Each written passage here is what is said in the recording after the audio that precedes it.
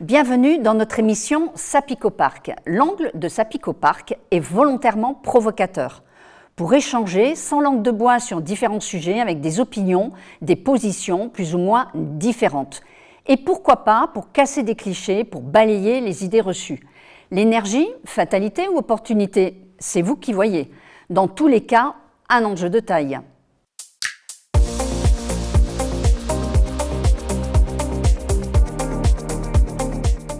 Pour votre entreprise, réaliser des économies d'énergie est un enjeu de taille. Et ceci à plus d'un titre. Réduction de votre facture énergétique et gain de compétitivité, respect des réglementations, mais aussi réduction de votre empreinte environnementale. Bonjour Nathalie, bonjour Frédéric, merci d'avoir accepté notre invitation. Bonjour, merci à vous. Alors, attention, sur le plateau, vous pouvez avoir quelqu'un que vous ne considérez pas comme étant dangereuse, mais pourtant. Donc Anaïs, troisième année école de journalisme, qui va être la candide. Donc tout ce qu'elle ne va pas comprendre de votre part, ou ce qui va lui paraître un peu opaque, elle ne va pas hésiter, elle aussi, à vous piquer. Je ne laisserai pas passer. Alors, je vais commencer très fort. Finalement, et je m'adresse à toi, Nathalie, ça commence là, juste en face.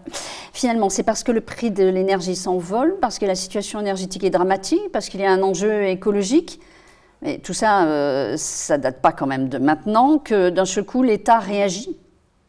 L'État réagit en effet parce qu'aujourd'hui, l'économie d'énergie est juste indispensable pour les propriétaires de bâtiments de plus de 1000 m². On s'adresse au secteur tertiaire pour réduire la facture énergétique, pour améliorer le bâti et obtenir un confort thermique. Alors, est-ce que ce n'est pas une chasse au gaspillage un peu camouflée ? Non, ce n'est pas du tout camouflé. Je pense que c'est clairement énoncé, au contraire.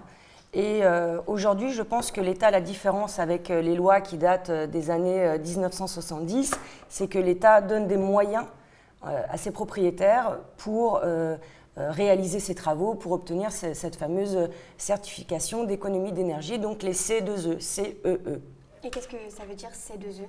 Alors les C2E, ça veut dire certificat d'économie d'énergie, c'est-à-dire que le principe du dispositif, qui s'appelle le dispositif C2E, c'est d'encourager en fait les pollueurs-payeurs à venir participer à la rénovation énergétique et donc de venir acheter ces certificats d'économie d'énergie. Okay. C'est ça le alors, je vais réagir. Le mot pollueur me choque un peu. Parce que quand tu récapitules un peu la France depuis le Moyen-Âge jusqu'à maintenant, on se rend compte que les pollueurs, finalement, on les a encouragés à être des pollueurs. Avec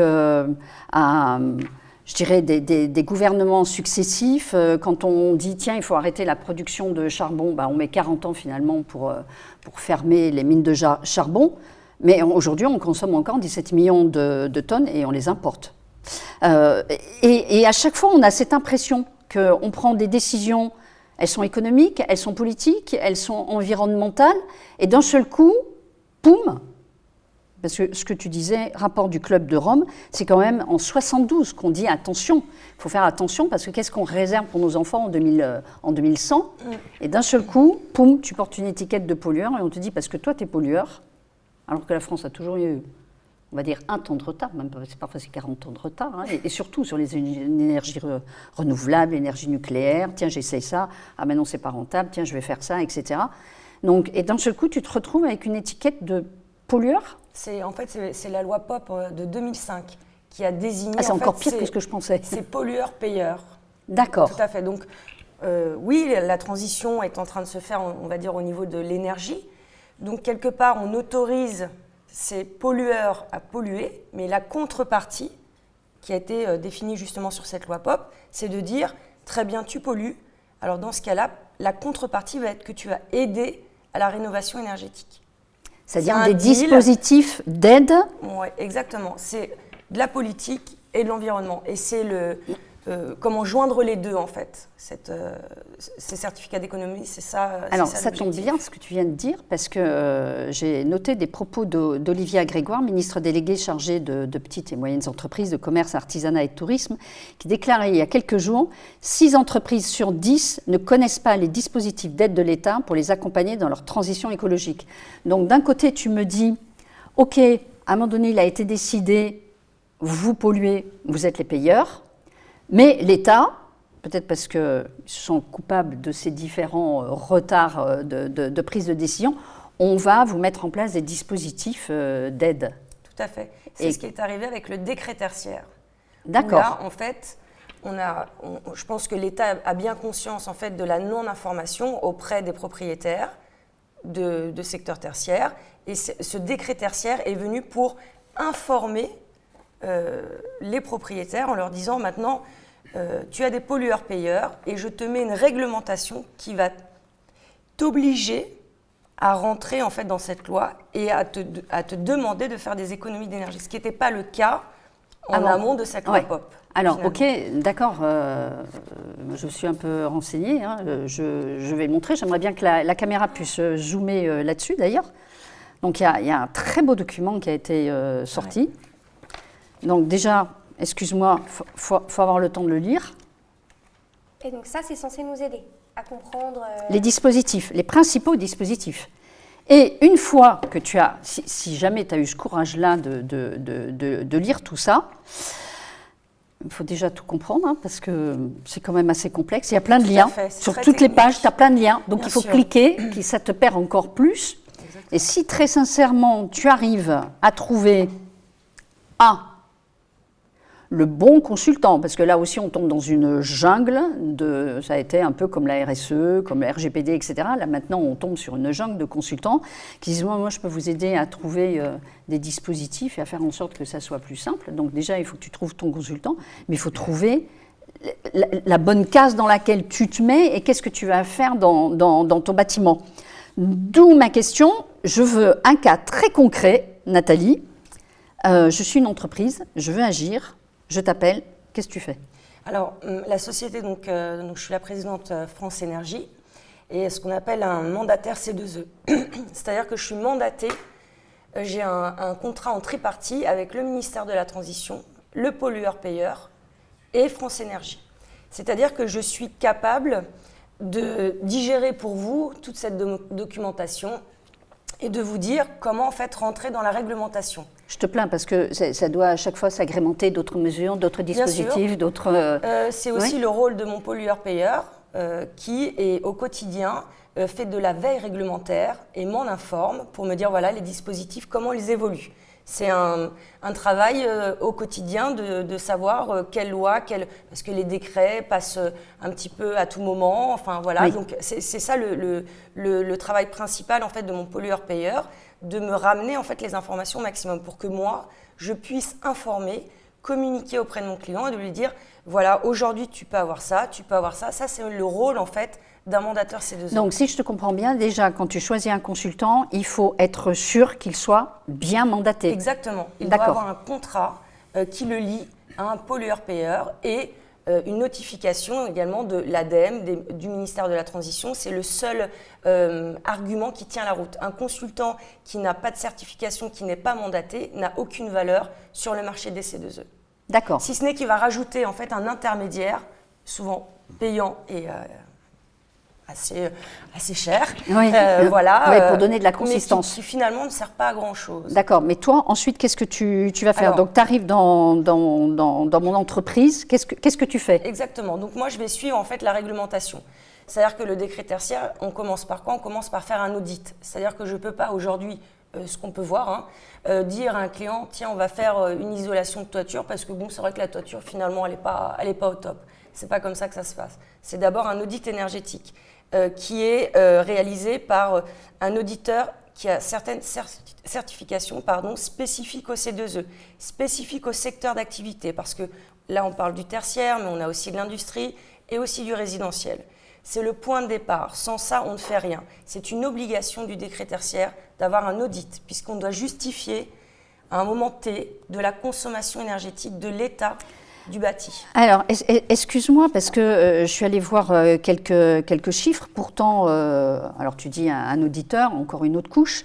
On sait que les toitures, la déperdition, c'est 20 à 25%. On sait que les murs et fenêtres, c'est 20 à 25%. Les murs, pour les murs et 15% pour les fenêtres, etc.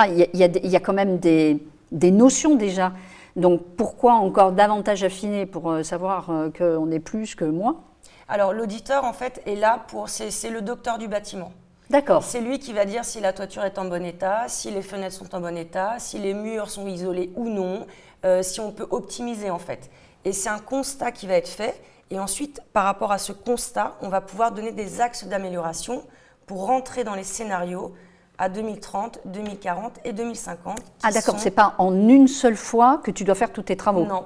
D'accord. En fait, dans le décret tertiaire, il y a 3 étapes, 3 scénarios. À 2030, vous devez faire 40% d'économie d'énergie. À 2040, 50. Et à 2050, 60. C'est-à-dire que nous, on va aider dans un premier temps à obtenir le scénario à 2030, donc de 40% d'économie d'énergie. Et seule une ingénierie thermicienne va nous donner en fait cette donnée. Alors une fois que tu as toutes ces données, toi qu'est-ce que tu fais? Alors une fois que j'ai toutes ces données, donc on expose en fait cet audit énergétique et on va chercher avec le propriétaire du bâti les travaux qui vont pouvoir l'amener à 40% d'économie d'énergie et on va essayer de trouver les travaux qui sont au maximum financés par le dispositif du C2E. Alors, je ne suis pas propriétaire, je suis locataire. Mon propriétaire n'a rien envie de faire. Moi, est-ce qu'en tant que locataire, je peux faire quelque chose? En tant que locataire, là où on peut actionner, c'est tout ce qui est lié à l'exploitation. Donc, par exemple, le chauffage, mais on ne va pas toucher à l'enveloppe du bâti. C'est vraiment propre au propriétaire. D'accord, ok. Exactement. Donc, il vaut mieux qu'il y ait le propriétaire et le locataire, finalement, dans un ensemble. Moi, j'ai des clients où, justement, il y a des locataires, mais on s'adresse aux deux, au locataire et au propriétaire. Et le propriétaire, c'est lui, en fait, qui est soumis au décret tertiaire, et non pas le locataire. Donc tout à l'heure, tu parlais, tu vas chercher les différents financements qui sont les plus opportuns, les plus pertinents, les plus, dans le dispositif, les plus fructueux. Oui, tout à fait. Pour vous donner un exemple, donc on est lié à l'ADEME qui nous donne en fait des fiches de travaux. Et il y en a certaines qui sont financées à 100% par le C2E, par le dispositif des certificats d'économie d'énergie. Je vais prendre un exemple, la GTB, la gestion technique du bâtiment. Donc c'est toute la domotique du bâtiment qui va permettre de dire, bon bah écoutez, le week-end on n'est pas là, donc ça ne sert à rien de chauffer. On en parlait avec Frédéric tout à l'heure. Exactement. Oui. Les partenaires ne sont pas en réunion toute la semaine, donc pourquoi on va venir réchauffer des salles de réunion? Donc c'est des dispositifs qui aujourd'hui financent et avec un retour sur investissement qui est immédiat. Il y a d'autres métiers, comme une isolation de toiture, où là, on va avoir un financement qui ne va pas être de 100%.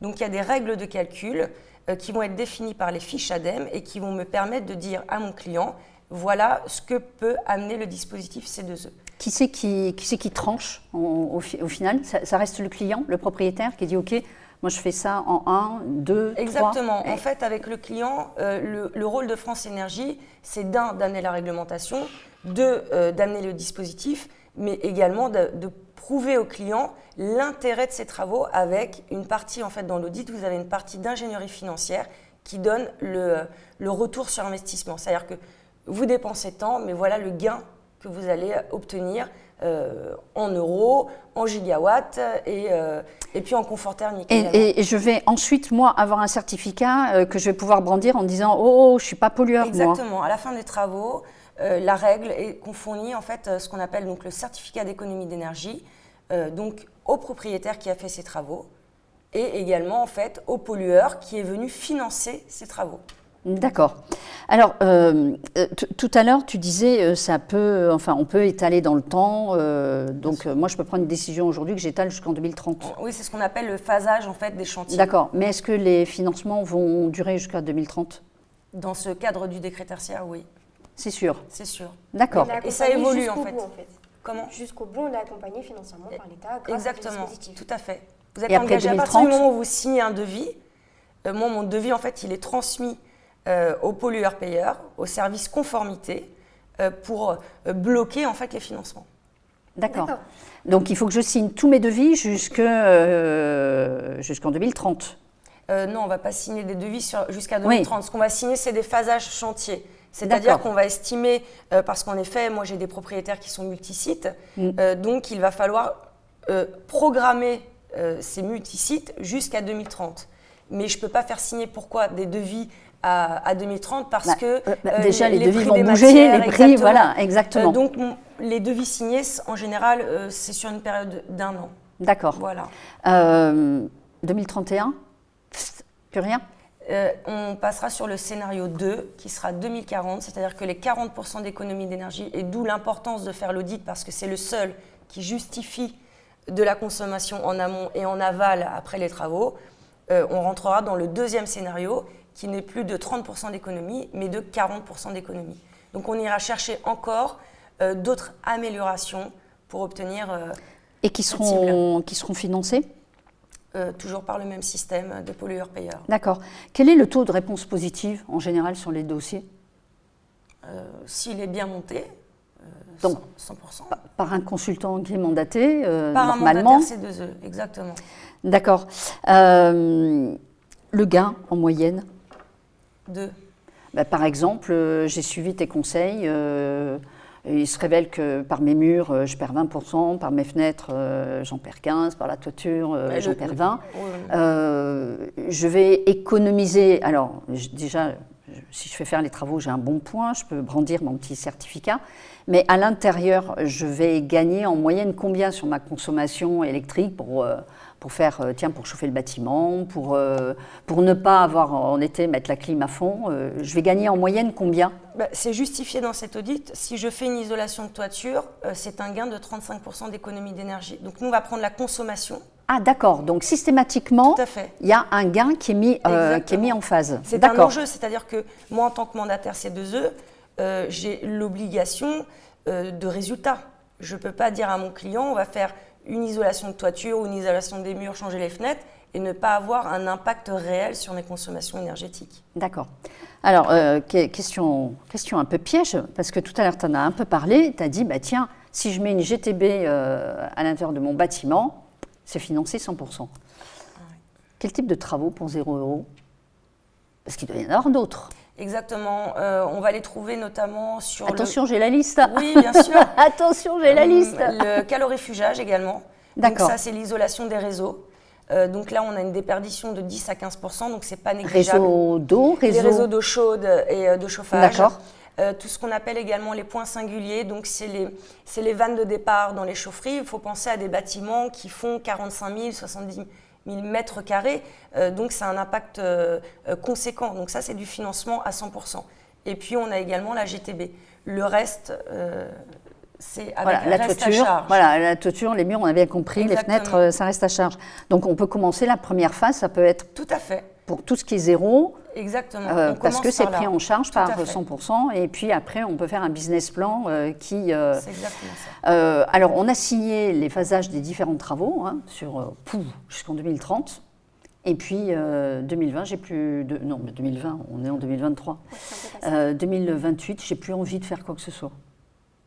Tant que le devis n'est pas signé, vous ne faites rien, Mais l'obligation réglementaire sera toujours là. Mon certificat, je l'aurai qu'une fois que j'ai fini tout le Ah phasage. oui, Ah, exactement. Zut, non, d'accord. les certificats d'économie, vous l'avez par travaux D'accord, et pas sur une enveloppe de travaux. d'accord. Aujourd'hui, l'État est en train de mettre ça en place, c'est-à-dire le sujet de la rénovation globale qui existe aujourd'hui dans le résidentiel, mais qui n'existe pas dans le tertiaire.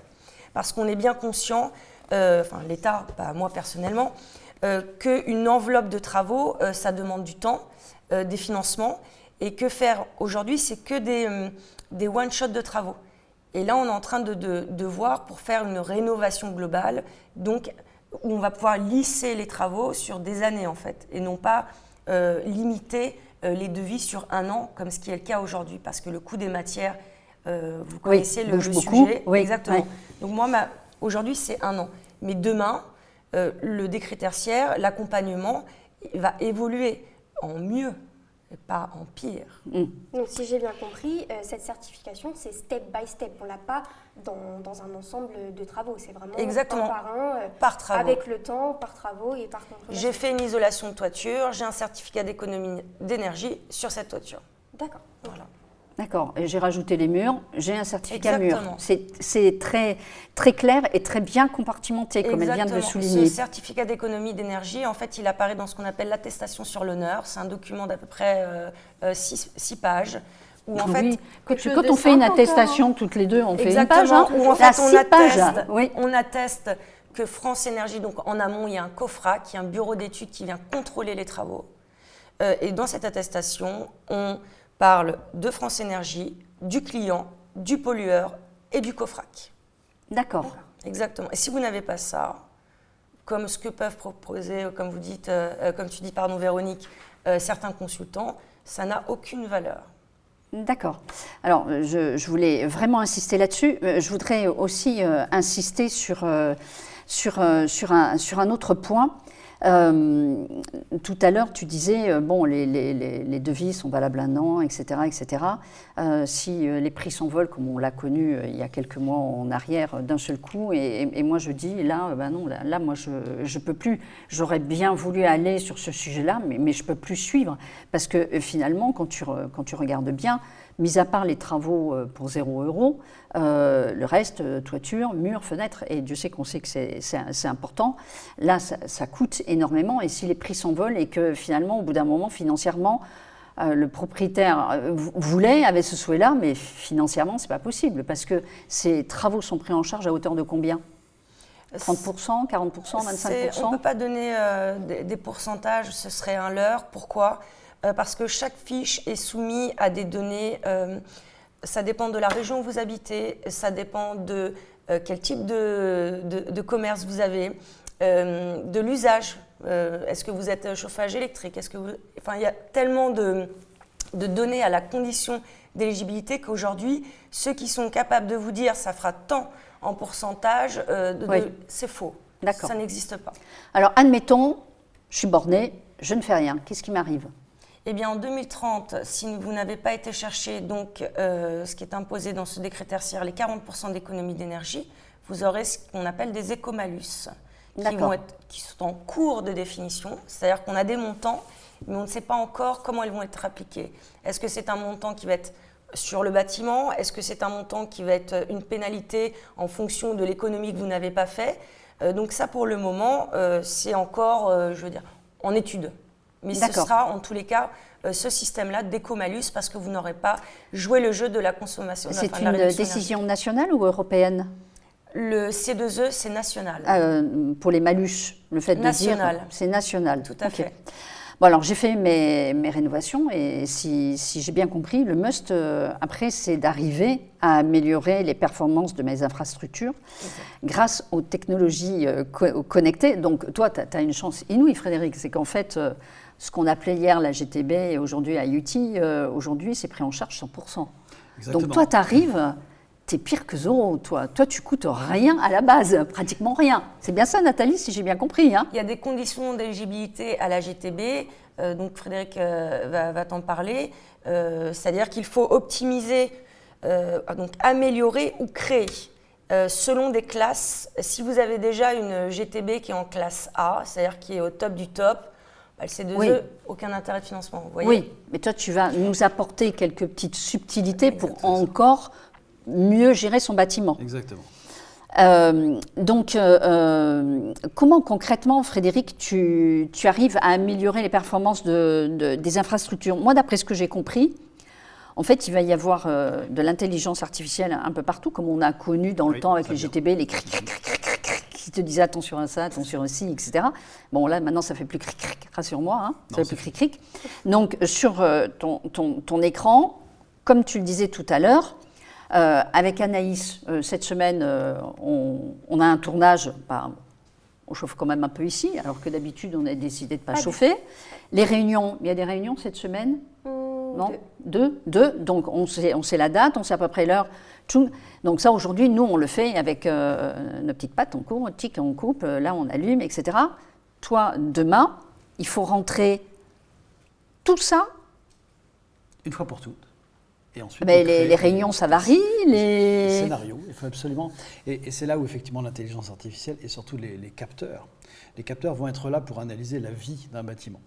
Aujourd'hui, on va dépasser le cadre du capteur de température. Ah d'accord, il va dire tiens, il y a une présence, il faut que je chauffe. On va aller sur un capteur de luminosité, de température extérieure.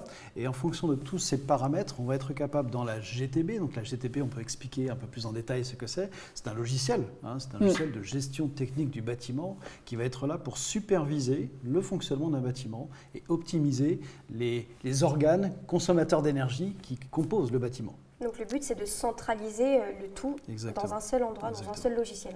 Absolument. Et Nathalie a donc parlé du décret tertiaire, mais il y a aussi la loi Bax qui complète également ce dispositif et qui oblige les entreprises et les collectivités qui ont des bâtiments supérieurs à 1000 m², on est dans le même périmètre de surface, de se doter d'une GTB avant le 1er janvier 2025.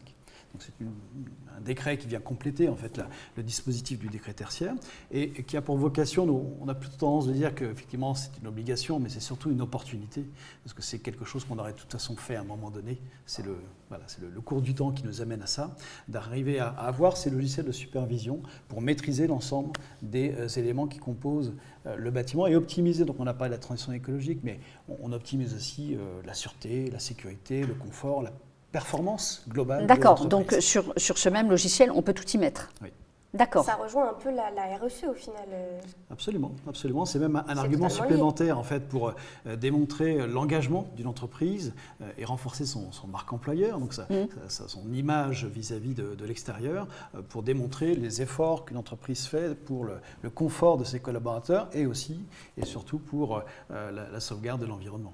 Mais dis donc, comment tu fais toi? Parce que finalement, quand on t'écoute parler, on se dit il y a des petits capteurs partout, des petites sondes partout, etc. Toi, du coup, tu es obligé toujours de suivre les évolutions technologiques et toujours être au top. Parce que moi, quand tu me parles de capteurs, je me souviens des anciens capteurs d'il y a 15-20 ans, on ne risquait pas de les louper. Hein. La révolution aujourd'hui dans les capteurs, c'est qu'on est évidemment dans la miniaturisation, mais également on passe dans l'univers sans fil. Aujourd'hui, pour implanter des capteurs, il n'y a plus besoin de faire courir des fils dans toute l'entreprise. D'accord, donc tu n'as pas 15 jours de travaux chez toi pour mettre des espions partout. Exactement. D'accord. Avec des capteurs qui vont fonctionner avec un certain nombre de réseaux, qui sont des réseaux sécurisés, c'est très important de le dire également. On va être capable de préconiser des solutions d'implantation dans n'importe quel type d'entreprise. Donc aujourd'hui, notre démarche, elle est simple, c'est que, et tu as raison de dire que c'est extrêmement complexe, puisqu'il y a plus de 500 acteurs aujourd'hui dans ce domaine de l'IoT, on peut expliquer. Et qu'est-ce que c'est l'IoT? l'IoT. Alors l'IoT, c'est le Internet of Things, c'est tout le domaine qui regroupe les objets connectés.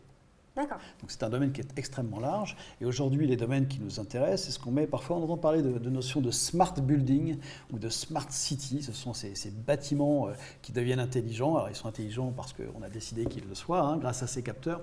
Mais quoi qu'il en soit, aujourd'hui, la difficulté, c'est que ce marché de l'IoT est extrêmement vaste. Il y a plus de 500 acteurs, comme je le disais. Et donc la difficulté pour un utilisateur, c'est de savoir quels sont les capteurs, quels sont les logiciels, quel est le canal de communication qui va permettre d'avoir la solution la plus adaptée. Oui, mais d'où l'importance d'avoir un professionnel, comme on en parlait tout à l'heure au niveau des consultants sur la transition écologique, d'avoir un interlocuteur qui connaît bien le métier, qui connaît bien les bâtiments et qui connaît bien tous les produits qu'il doit y avoir sur le marché, parce que je pense que là, ça doit être pire que la jungle pour pouvoir conseiller ça ou ça ou ça. Effectivement. Moi, là où tu me fais peur, et je me souviens d'une discussion que nous avions eue ici sur un business and coffee, justement sur tous les objets connectés, notamment les jouets. Donc en fait, je ne suis plus maître de rien. Absolument que si, bien sûr. Puisqu'aujourd'hui, en fait, ces capteurs et cette intelligence dans le bâtiment est sous la maîtrise de son utilisateur. Non, mais excuse-moi, on a vu quelques films, tous, on a vu quelques films de science-fiction où d'un seul coup, tu as une intelligence dans un bâtiment qui se retourne contre toi. Donc tu ne peux plus sortir, tu as hyper chaud ou tu as hyper froid, où elle a décidé de te rendre complètement fou, de se retourner contre toi. Donc ça, c'est que de la science-fiction. On va regarder ces scénarios pour le cinéma, je pense que d'accord.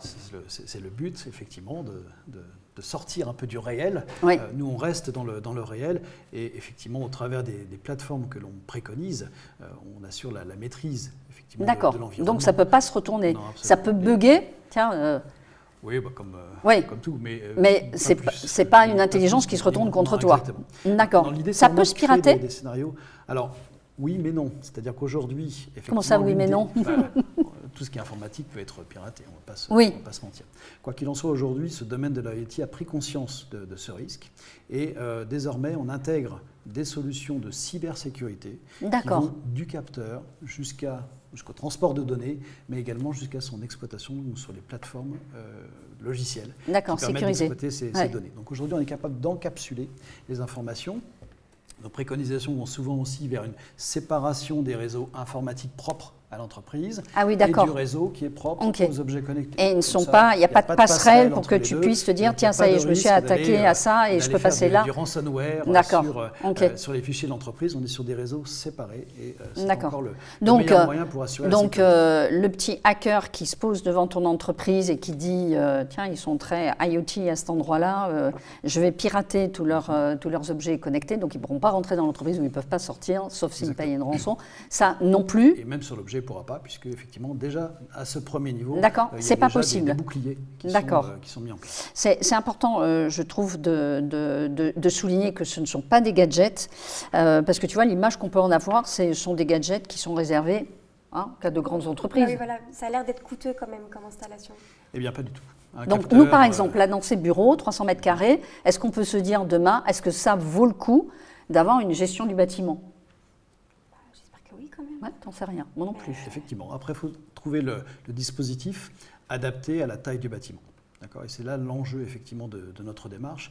Et notre démarche est vraiment d'aller explorer, en fait, les solutions Ah, mais enfin, il faut existantes. d'abord que Nathalie vienne me voir. Absolument. Voilà. C'est pour ça qu'on est tout à fait complémentaires avec Nathalie, puisque après avoir fait cette démarche de diagnostic, d'identification des financements sur la partie infrastructure du bâtiment, et bien là, on se penche sur la partie monitoring du D'accord. bâtiment, puisqu'en fait, on ne peut maîtriser que ce qu'on mesure. Oui. Donc c'est vraiment ça la démarche derrière, et de trouver les solutions les plus adaptées. Et on retourne voir Nathalie pour aller chercher les financements, adaptés pour financer. Donc, est-ce que tu es en train de me dire que à partir du moment où Nathalie est passée, toi, tu peux t'adapter à n'importe quelle structure et n'importe quelle... Alors, si quand même, vous disiez plus de 1000 mètres carrés, donc moi, si je t'appelle, je n'aurai pas les financements derrière. Si. Si. En fait, le décret tertiaire impose D'accord. au propriétaire de 1000 m². Par contre, toi, tu as envie de faire des économies d'énergie, tu as envie de profiter du dispositif, tu as tout à fait le droit tant que tu es un propriétaire Voilà, du bâtiment. je suis plus Exactement. libre avec 300 mètres carrés que quelqu'un qui a 1100 mètres carrés. Voilà. Plus libre dans le fait qu'on ne te l'impose pas. Oui, mais qu'on soit clair. Passer du 1030, on va quand même s'intéresser à ceux Bien qui sont sûr, en dessous ça de va 1000 mètres arriver, carrés. ça va va arriver. arriver. Donc autant commencer tout Voilà. doucement, en profitant des Surtout que financements. l'intérêt Exactement. est double, puisqu'il y a effectivement cette capacité d'aller chercher des financements, mais il y a surtout, j'allais dire, cette capacité de maîtriser son énergie et donc de réduire sa facture énergétique. Donc là, en fait, on a un double effet économique qui est à la fois la recherche de financement pour la partie investissement, et on reviendra sur les coûts tout à l'heure, mais également cette capacité à les maîtriser, où par le pose d'un système, on va dire, de base, on peut rapidement arriver à 10-15% d'économie d'énergie, ne serait-ce que par la mesure et l'observation, grâce à des outils, des consommations réelles constatées sur des périodes où voilà, on est le week-end, on se dit tiens c'est bizarre, j'ai enregistré des consommations énergétiques alors que personne n'a travaillé, ça va permettre d'aller déceler justement des sources de consommation auxquelles on n'aurait pas forcément pensé. Donc ça c'est vraiment le premier niveau d'approche. Alors, quand je t'entends parler, ça appelle chez moi autre chose. Bon, ok, je me dis tiens, je vais faire des économies alors, déjà, je suis un bon élève. Oh, j'ai un certificat, label, certificat, non, certificat, Un certificat. de bon élève. En plus, waouh, mes différentes factures, quelles qu'elles soient, diminuent. Mais est-ce que je peux aller voir mon assureur? Parce que tout à l'heure, je t'ai entendu dire, tu peux englober sur ton intelligence artificielle anti-intrusion, sécurité incendie, tout ce qui est report aussi technique, les alarmes techniques, d'accord. Et puis en plus, tu me règles mon chauffage, suivant ma fréquentation, suivant les endroits, tu règles ceci, tu règles cela, ok. Moi, du coup, je vais aller voir mon assureur.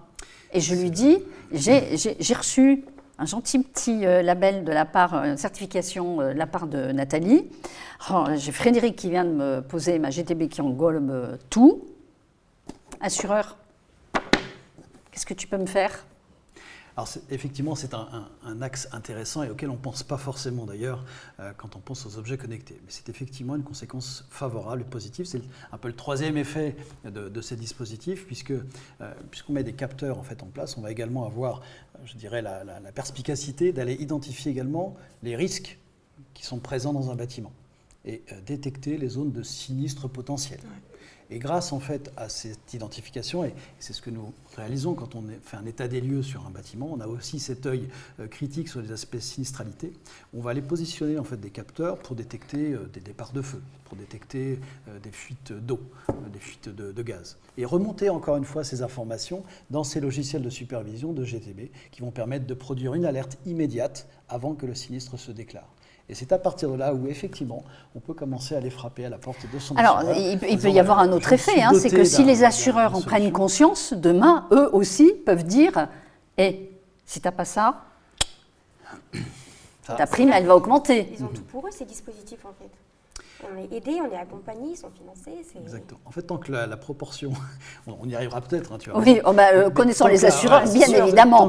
Je suis désolée, les assureurs vont nous maudire, mais ça va être une piste d'évolution pour eux, de dire, écoutez, ça. Mais au vu du reste, moi, si vous n'avez pas ça, pour le moment, en GTB... on sort du cadre réglementaire. Voilà. C'est un plus dont se dote l'entreprise. Oui, mais comme dit Anaïs, aujourd'hui, ce dispositif, tu fais venir Nathalie, elle te fait l'audit, elle te trouve les financements, elle te fait ton phasing de travaux. Oui. Alors en plus, si tu fais moins de 1000 m², elle doit t'adorer, elle doit te chouchouter en disant « Toi, tu es vraiment un bon élève parce qu'en 2040, on ne te tapera pas sur la tête parce qu'à un moment donné, les moins de 1000 m², on va aller les chercher, il ne faut pas se leurrer. » Et comme le précise Anaïs, en plus, ça te réduit tes factures et quelle qu'elle soit, énergie, peut-être l'assureur, et peut-être, on va voir. Et puis, en même temps, ça te rend beaucoup de services, finalement, au niveau de la gestion de ton bâtiment. Il y a encore tout un volet qu'on n'a pas abordé à l'instant, puisque là, on parlait de la partie fonctionnelle d'un bâtiment. Mais grâce à l'IoT, à ces objets connectés, on est capable aussi de renforcer la sécurité et la sûreté dans les bâtiments. On parle des contrôles d'accès, des contrôles d'intrusion et de la vidéosurveillance. Et là, on parlait d'intelligence artificielle tout à l'heure.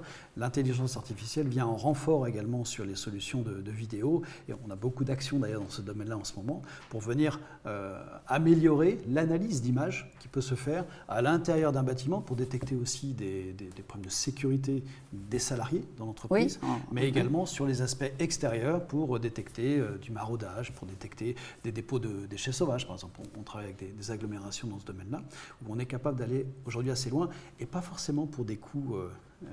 il devance ma question parce que j'allais dire, à vous deux, le porte-monnaie, il en prend quand même un sacré coup, sauf les travaux à zéro. Sauf les travaux à zéro. Aujourd'hui, les capteurs, on parle d'une centaine, 200 € maximum sur un capteur. Qu'on n'est pas en fait sur des coûts. On a l'impression que c'est de la science-fiction, qu'effectivement c'est presque de la magie. Oui, mais enfin c'est rare d'avoir besoin que d'un capteur. Peut-être qu'il y a un prix sur des lots de capteurs ou sur des lots de caméras. Comment je peux... Alors, c'est Nathalie vient de passer. Bon, elle va me conseiller bien sûr de t'appeler en me disant moi tu le cautionnes, hein. Tu dis, oui, si vous utilisez Frédéric, moi je suis sûre que tout va bien être fait, que vous aurez bien votre certificat à la fin. Toi, dans ton domaine, on l'a vu tout à l'heure dans le domaine de Nathalie, toi, comment on fait la différence entre, pareil, ces vendeurs, moi j'appelle ça des vendeurs de lune, et quelqu'un qui est compétent dans le sens, j'ai conscience de l'évolution technologique et je la suis, et donc je peux te parler de ce matériel qui n'est qu'un gadget, il n'est pas suffisamment élaboré pour l'utiliser. Il vaut mieux ça. Quand on regarde ton bâtiment, c'est vrai qu'il y a 100% qui sont remboursés pour la gestion de ton bâtiment, pour qu'il soit moins énergivore et que tu contrôles mieux, en effet, tes espaces. Tu rajoutes quand même l'accès. Là, c'est pas pris dans la GTB. Tout ce qui est sécurité incendie, non plus. Donc, tu vas rajouter ça. Comment je sais à qui j'ai affaire, moi, en face ? Eh bien, notre démarche est assez, particulière, originale. Nous avons aujourd'hui, la volonté d'explorer les solutions existantes. Et donc, avec nos ingénieurs, nous avons déjà identifié, on parlait de 500 acteurs tout à l'heure, on a plus de 115 partenaires aujourd'hui technologiques auprès de qui on étudie en fait les solutions, on les certifie. Et lorsqu'on fait un état des lieux auprès de nos clients, on a la connaissance du panel des solutions qui existent et donc on est capable d'aller préconiser la solution la plus adaptée du point de vue technique mais aussi du point de vue économique. Et donc la rentabilité de ces solutions, elle se fait aussi par des retours sur investissement issus de la maîtrise en fait, du bâtiment dans son ensemble, la réduction des sinistres, par exemple si on parle de ce volet-là, la réduction de la prime d'assurance quand on a un assureur conciliant et compréhensif. Et donc derrière ça, nous, notre vocation, c'est vraiment de continuer à explorer. Donc il y a environ 20 à 30% du temps de nos ingénieurs qui sont destinés à explorer, à faire de la veille technologique pour être toujours à l'écoute des dernières Donc c'est là que je vais faire la différence avec un vendeur de lune, avec un charlatan qui va vendeur de lune ne passera pas la réglementation du pollueur-payeur. Okay. Parce que j'ai eu cet exemple d'un vendeur de lune, enfin un client qui finalement s'est vu refuser le certificat d'économie d'énergie, donc pas avec France Énergie, mais avec un autre partenaire, on va dire, intervenant. Voilà, c'est la garantie, en fait. Moi, mon rôle, et le rôle de Frédéric, c'est d'assurer ce dispositif. Donc, on est obligé de travailler avec des gens sérieux. Ce serait se tirer une balle dans le pied que d'aller chercher des gens qui n'ont pas l'expertise métier. Alors, une petite finesse, je vais te poser une colle, Frédéric. J'ai compris qu'elle finançait à 100% ma GTB. Mais tu vois, j'ai envie de rajouter, moi, la sécurité et puis la sûreté, l'anti-intrusion. Et puis même, il y a un petit truc technique, parce que si les cuves débordent, aujourd'hui, je le sais, j'ai une alarme, donc j'achète le logiciel qui est 100%... et puis je colle tout ce que je veux. Des options payantes. Ok, donc la machine de base, Stocker, etc., logiciel, moi je dis attention, je vais rajouter ça. Ça, c'est bien pris en charge. Oui. Alors là, c'est eau chaude, chauffage, éclairage. Donc, et le reste. Alors, moi, je vais vous poser une question, pourquoi ne pas y aller, C'est vrai que là, on se Allez-y. Allez-y. En conclusion, Nathalie et Frédéric, si vous aviez, on va leur dire un conseil, on va les limiter quand même. Oui. Allez, un conseil chacun à donner à un chef d'entreprise, ça serait quoi ? Moi, je conseillerais en fait d'aller chercher les C2E, le certificat d'économie d'énergie, tout simplement parce que l'investissement doit être rentabilisé et l'obligation réglementaire est là à 2030, mais évidemment va évoluer. Aujourd'hui, les financements qu'on propose, par exemple, si on prend le cas de la GTB, le décret BACS au 1er janvier 2025, donc tous ceux qui n'auront pas profité du 100% financé, en 2025, ce sera terminé. Donc, oui, parce que les 100% financés qu'on a vus, ça ne va pas durer vitam aeternam. Exactement. Ça. Comme dans le résidentiel, on prenait à charge à 100% l'isolation des planchers. Maintenant, non, c'est terminé. D'accord. Donc, moi, je pense, le conseil, c'est de profiter de ce qui nous est offert aujourd'hui. À partir du moment où on arrive, en effet, et qu'on prouve à Olivier Grégoire que, oui, c'est simple, quand on a un consultant, c'est peut-être pour ça qu'il faut pousser les entreprises à aller chercher le bon consultant pour pouvoir rentrer dans ces dispositifs d'aide. Ton conseil, toi ? Mon conseil, parce qu'en fait, c'est ce que nous avons fait quand on a créé notre société, la société Aliseos, on s'est mis dans la tête en fait, des dirigeants en disant « mais ok, j'ai compris maintenant que ces solutions allaient me procurer un intérêt et une économie. Mais maintenant, comment faire ? Comment savoir quelles sont ces solutions ? Et donc, je peux comprendre aussi que ces dirigeants puissent s'interroger sur l'efficacité, la véracité de ces solutions. Et donc, c'est la raison aussi pour laquelle nous avons créé une web TV qui se trouve sur YouTube, qui s'appelle IoT TV by Aliseos, et sur laquelle nous produisons en fait des émissions où nous faisons venir en fait les partenaires technologiques pour mettre en avant, en fait, on est recherche et innovation. D'accord. Et donc, on accompagne nos clients dans cette démarche au vu des donc innovations qu'on identifie. Donc, c'est un but d'apporter un éclairage sur les différents types de matériel pédagogique pour montrer et démontrer l'intérêt qu'il y a à utiliser ces technologies. On montre des cas d'usage. En fait, nous, on est des metteurs en scène, finalement. On est des scénaristes. Donc tu ne montres que ce qui est bien. Mais ça t'arrive sur le plateau de temps en temps de prendre un truc en disant bah, si vous prenez ça, regardez le résultat. Non, pas encore. On pas veut encore. vraiment concentrer notre Oui, intérêt sur ce qui marche. Mais c'est bien aussi. C'est ce qu'attendent en fait les dirigeants d'entreprise, les Oui, responsables mais sécurité, tu le sais bien, maintenance, parfois tu vantes tel appareil, telle machine, tel ceci, tel cela, et puis tu as un vendeur de lune qui passe et qui va dire non, mais attendez, moi ce matériel-là, avec ce petit prix, il fait exactement ce que fait l'autre. Et tu vas y croire parce que tu vas chercher le meilleur prix, etc., etc. Et puis c'est à la longue que tu vas te rendre compte, mais les vendeurs de lune, c'est la politique de terre brûlée, tu vas te rendre compte que ce matériel ne marche pas.